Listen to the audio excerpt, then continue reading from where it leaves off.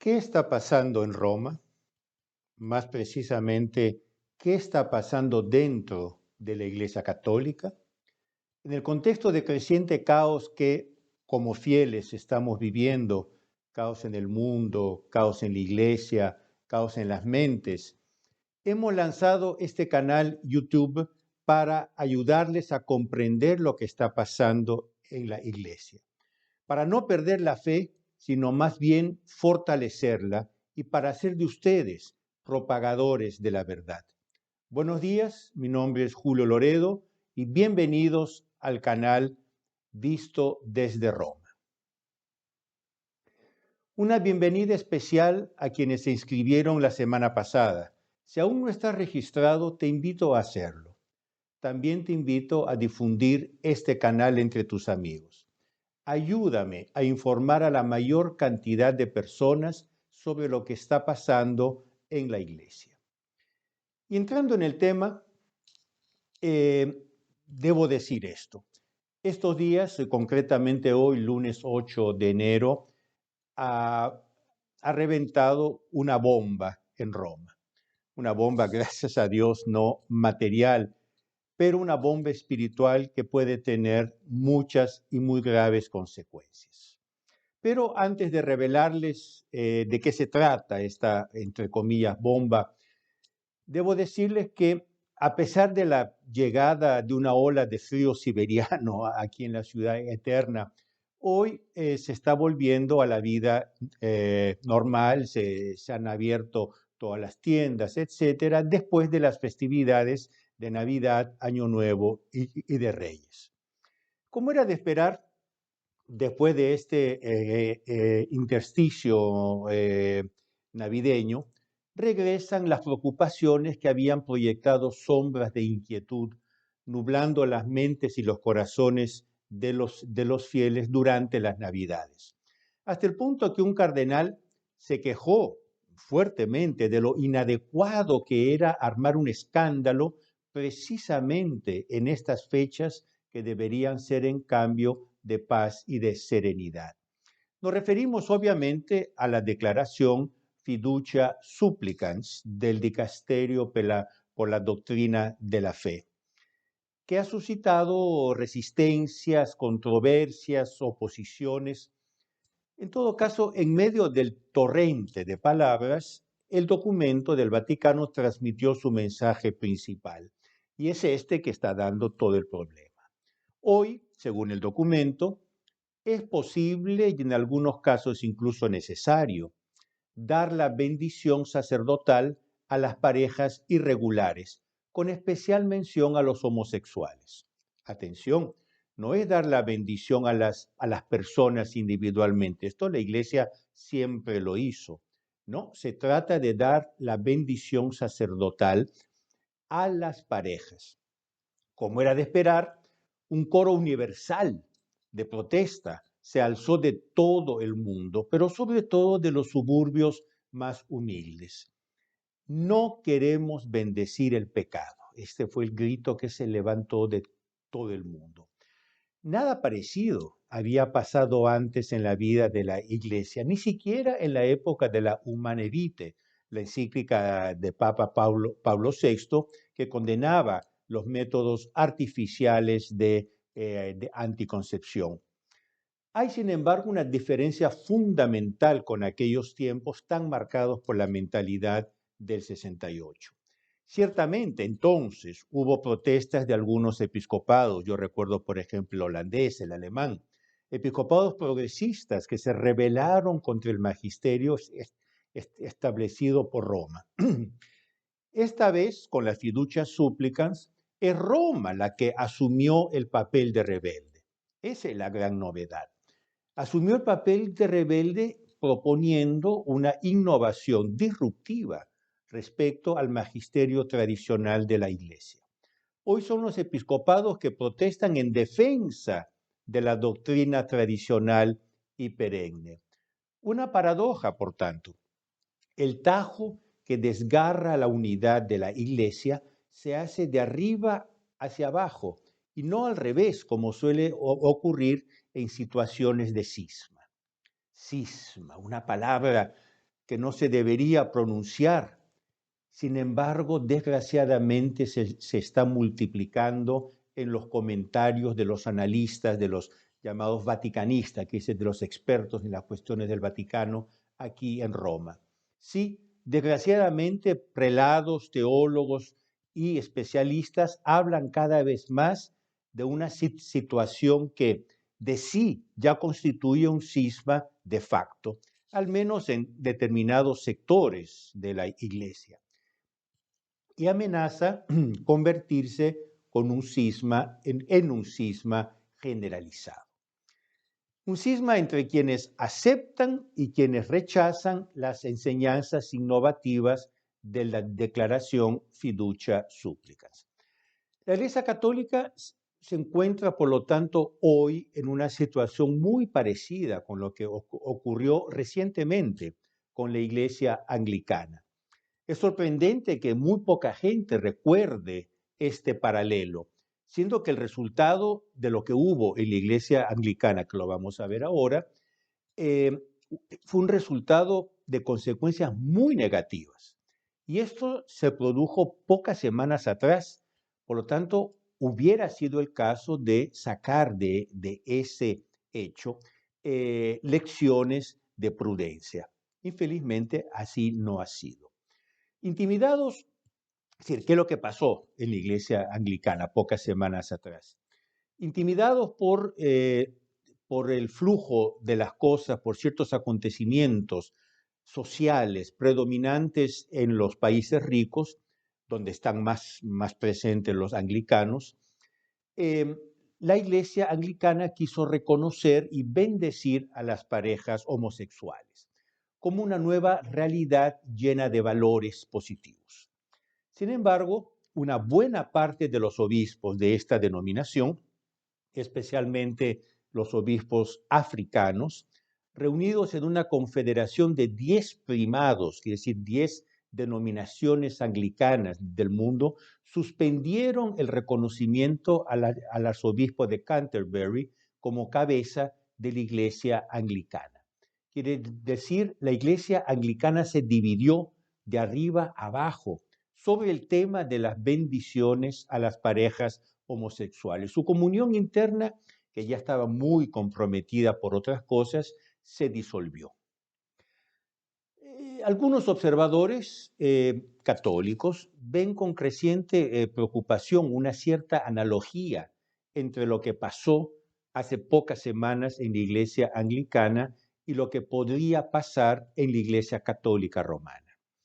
A pesar de las enormes diferencias teológicas, canónicas, que distinguen el papel del primado anglicano, quiere decir el arzobispo de Canterbury, del único verdadero vicario de Cristo, quiere decir el Papa, los observadores se preguntan si a este ritmo no se llegará a una situación en que el Papa ya no sea reconocido por todos como garante de la unidad de la Iglesia y será reducido al papel de una cabeza simbólica de una Iglesia multipolar, una expresión que se está difundiendo mucho, desgraciadamente, una Iglesia multipolar donde se piensa y se actúa en manera diferente según el lugar donde se está.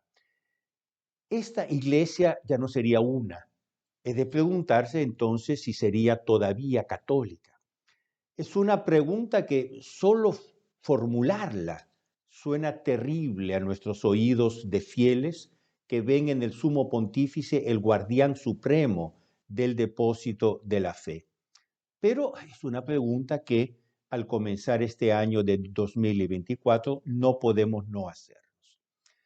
A estas alturas todos sabemos lo que pasó con la declaración Fiducia Supplicans. Decenas y decenas, si no centenares de obispos, miles de sacerdotes y fieles en todo el globo, y especialmente en aquellos países donde la fuerza evangelizadora de la Iglesia es más vigorosa, fresca, intensa y eficaz, han declarado que se proponen resistir, otra palabra que está comenzando a circular mucho aquí en Roma, resistir, es decir, estos prelados, teólogos, fieles, etcétera, han dicho que no impartirán la bendición a las parejas que se encuentren en situación objetiva de pecado, tanto para no ofender a Dios como para no escandalizar a los fieles y consolidar los pecadores en su pecado.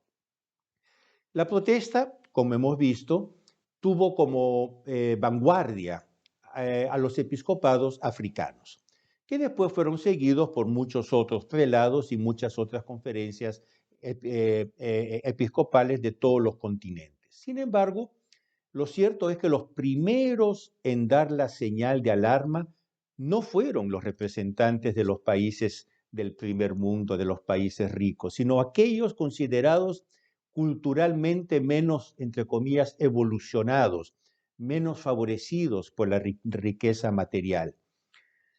Como muchos esperaban, después de la Epifanía, después de las fiestas de Navidad, Año Nuevo y Epifanía, que impusieron una especie de tregua navideña, esta polémica reventó de nuevo hoy, lunes 8 de enero, con toda su fuerza. Y hoy salió la declaración de un cardenal sobre este tema, un cardenal a quien el mundo respeta por la rectitud de sus juicios y por su profunda piedad. Se trata del cardenal Robert Sarah del país de Guinea, ex prefecto de la Congregación para el Culto Divino, por tanto un cardenal de curia. Durante muchos años, colaborador estrecho de los papas Benedicto XVI y después incluso de Papa Francisco. En un artículo publicado por el decano de los vaticanistas, Sandro Magister, en su famoso blog Séptimo Cielo, bajo el título "Nos oponemos a una herejía que socava gravemente a la Iglesia".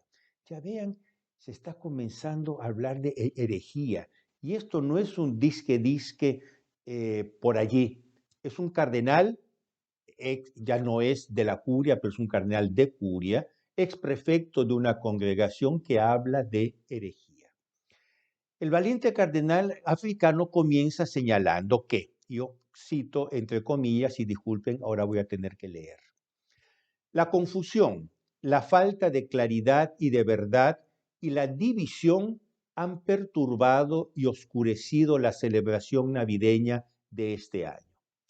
A seguir, el cardenal Sarah denuncia a los obispos dispuestos a seguir adelante con las infames benedicciones y dice: bendiciones que pretenden bendecir las uniones homosexuales como si fueran legítimas, conformes a la naturaleza creada por Dios, como si pudieran conducir a la santidad y a la felicidad humana, siendo que estas relaciones solo generan errores, escándalos, dudas y decepciones. Estos obispos ignoran o olvidan la severa advertencia de Jesús contra quienes escandalizan a los pequeños. Y ahí cita el Evangelio de San Mateo: hay quien escandalice uno de estos pequeños que creen en mí, más le valdrá que le aten al cuello una piedra de molino y lo arrojen en lo profundo del mar. El cardenal Sarah examina después en cierto detalle la declaración fiducia supplicans, o sea, la causa misma de este revuelo que se dio en la iglesia durante las Navidades. Dice el cardenal Sarah, y aquí también cito entre comillas: una reciente declaración del Dicasterio para la Doctrina de la Fe, publicada con la aprobación del Papa Francisco, no logró corregir estos errores y actuar como una obra de verdad. Además, con su falta de claridad, no ha hecho más que amplificar la confusión que reina en los corazones. Y algunos incluso se han aprovechado de ella para apoyar su intento de manipulación. La declaración fiducia supplicans afirma que la bendición está destinada a las personas que, y aquí cita la propia declaración, personas que piden que todo lo que es verdaderamente bueno y humanamente válido en su vida y en sus relaciones sea investido, curado y elevado por la presencia del Espíritu Santo.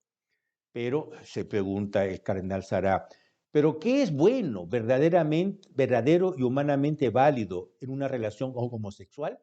Claro, ¿qué es lo que uno puede ver de bueno, verdadero y humanamente válido en una relación homosexual?